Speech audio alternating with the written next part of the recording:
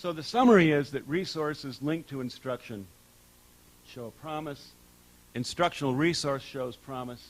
But to be powerful, the pieces need to be integrated into a coherent whole. And so I want to close with some ideas about how that can happen. This comes from direct experience of talking to people and visiting classes in 4 charter, well, actually 2 elementary charter schools that the University of Chicago is running on the south side. So, and the basic bottom line is that big increases in the quality of instruction will require big changes in the organization of the schoolhouse. So, what we're trying, some of us are trying to do, working with practitioners, and we are actually writing a book that explicates what we think the model. The model is really being generated in many ways by the practitioners. We want to make it clear. We want to explicate what it is. So what are the basic ideas? Let's see, yeah. The first idea is if you want kids to succeed in college, immerse them in ambitious intellectual work pre-K to 12. Then the transition to college, piece of cake. They're doing what that's their identity. That's what they do. That's what they know how to do. Little kids, as I said, love ambitious intellectual work if we know how to craft it in such a way that's developmentally appropriate for them. A school-wide commitment to every child, not just putting teachers in a sort of an isolated classroom saying, you do your thing. Frequent objective assessments, school-wide. An assessment system that everybody shares and everybody knows how every kid is doing, and it's the responsibility of every adult to make sure that every child is moving in the way they need to move.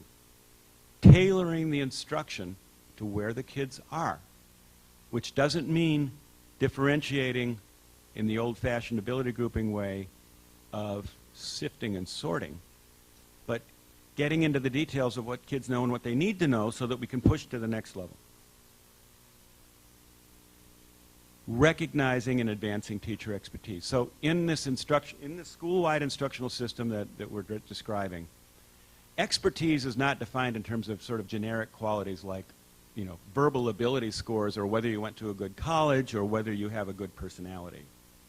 Now, obviously, we want to have people in the teaching force who are, you know, well-educated and who have decent personalities and want to work with kids. Those are good things. But that's not expertise. Expertise is defined relative to a very well-defined system of instruction, how well you know how to use that system. And you can see it. When everybody can see how well your kids are doing and you see how well your kids are doing in detail, and the principal comes in and teaches your class while you're planning stuff, and the principal can see what your kids know and don't know, it's pretty clear that people vary in their expertise. Why wouldn't they? They're coming in with different levels of experience and different levels of training and so forth. It's not a bad thing to have lower levels of expertise as long as you're in an organization that's determined to help you get more expertise and has a way to do that by having people who have more expertise and more responsibility be teaching people who have less expertise. So the basic problem of practice, the way we're writing it in this book, is that our notion of teaching as a profession is something we call the privatized idiosyncratic practice. Parachute a teacher into a classroom, teacher shuts the door, teacher figures out, you know, you have maybe a curriculum, maybe a textbook, whatever, and maybe some standardized tests at the end of the year, which is very remote from anything that people would actually teach. This goes back to Sam's work on work sampling, you know.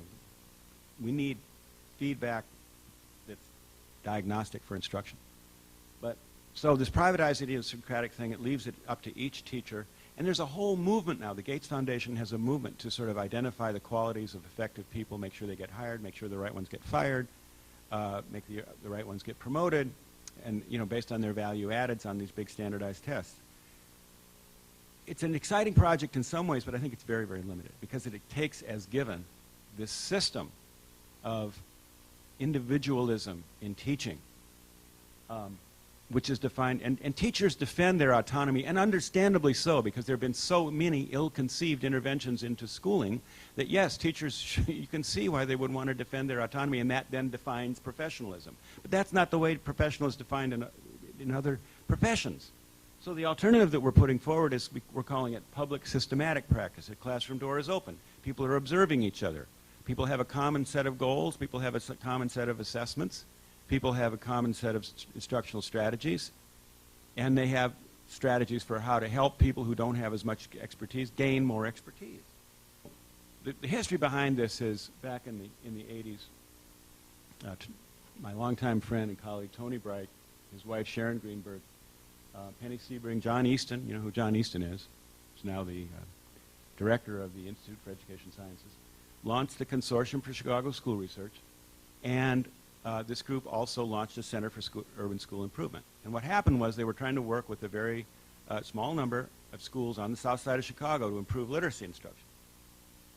What happened, though, pretty quickly was it became clear that the basic organizational system and the notion of the conception of teaching that existed in those schools created a tremendous barrier for being able to put powerful instruction in place. So what this group decided to do was start our own school. And let's build a school from the ground up that starts with the model for what good instruction is and then transforms the entire schoolhouse and the entire conception of teaching in order to serve that end. And that led to the first charter school, the North Kenwood Open School in 1998. Timothy Knowles comes from Boston. He was the chief academic officer there, starting a new school, the Donahue School, 37th and Cottage Grove here in Chicago. 85% low-income, all African-American group, takes that assessment system, that instructional system to the Donahue School, and then this project ultimately becomes the Urban Education Institute. But so I said the early frustration with trying to intervene from the outside, the first charter school. Let me say a little bit more about the assessment system. I don't expect you to read all this, but I just want to kind of symbolize what every teacher thinks about and what every kid knows and what every parent ends up knowing. And this is one of the contributions of the Donahue School. Donahue School said, to make this powerful, we've got to make parents major partners in this effort. We're going to tell the parents what the assessment system looks like, what are the different levels of it, and we're going to tell the parents where your kid is and what we think has to be done to help your kid move up to that next highest level, and what you can do. So the parents become partners. And by the way, just on the parenting issue, it defies the myths about urban parents. Urban parents are so excited about getting engaged deeply and powerfully in their kids' education. Most of them, of course not everyone, but most, if they are respected and if they have a true role as partners. And this is, I think, one of the major ways that we can improve schooling. But what happens in this assessment is there are books that are geared to every level that kids read. There are skills at every level that are assessed frequently, at least 3 times a year. In detail, individually, kids are assessed individually. And then there's a meeting of all the adults who have to do with that kid, which the teachers, the social worker, instructional leaders, to talk about, to create a strategy for where that child is and where that child needs to go. By 3rd grade, every child is supposed to be up here at step 12. That's 3rd grade. That's the point where you're supposed to be reading with high levels of comprehension and writing with some degree of fluency. That is the foundation for intellectual work, right, that's going to be there for the rest of your life. If it's not there by grade 3, it becomes very difficult to backfill. If the kids are not reading with comprehension by grade 3, as they go into grade 4 or 5, into middle school, with low levels of literacy, it becomes much more difficult. There become socio-emotional obstacles to this. I mean, it becomes challenging for kids. Not to say that we can't do something good with those kids, but let's solve it here. So every kid is assessed, frequently on these skills. We know where the kids are. There's a step wall in the principal's office that has every child's assessment over time, the instructional strategies that were used for that child. So every child's progress is known to everyone. There are instructional leaders. These are the people who know the system better, who have the higher levels of expertise. They collaborate with the people who have less expertise and the whole organization. This kind of goes back to the effective schools work of Ron Edmonds and others back in the 70s, is to have a culture of a collective and relentless pursuit of these goals, these high levels of intellectual goals for these kids. So I mentioned the Donahue borrowed step from NKO, extended time, built in a pre-K component, extended the day. Schools open until 6 or 7 o'clock at night. A lot of these kids don't have a place to study at home. They can study and do their homework in school. Their siblings are invited to come in. Kids who are at higher grade levels are doing tutoring. Parents can come in, work with their kids at the school setting, extend the day, especially for the kids who are having more difficulty, and extend the year, required summer school for kids who are, because they got to get up to their step level. They've got to. So they go to summer school. And engaging parents as powerful partners. So there's some summary ideas that I mentioned. We have some preliminary evidence that this works based on things like the graduation rate and the number of kids going to college from the first graduating class of NKO, about 85% of the kids going to college. These are 75% low income, all African American kids. Citywide average for, it's shocking, for black males in Chicago, 1998, in ninth grade, 2.5% with the BA by the age of 25, city of Chicago. Now, our kids are not a random sample from that group, but still, an 85% graduation rate for this kid. It's promising. We are working feverishly now on a study because what happens is that every year in every grade in each of these schools, when kids, there are more kids applying than there are places. And by state law, the kids are admitted on the basis of a lottery. Because we have the Consortium for Chicago School Research and the CPS data system, we can follow the winners and losers of the lottery. And you may have read about the Harlem Children's Zone.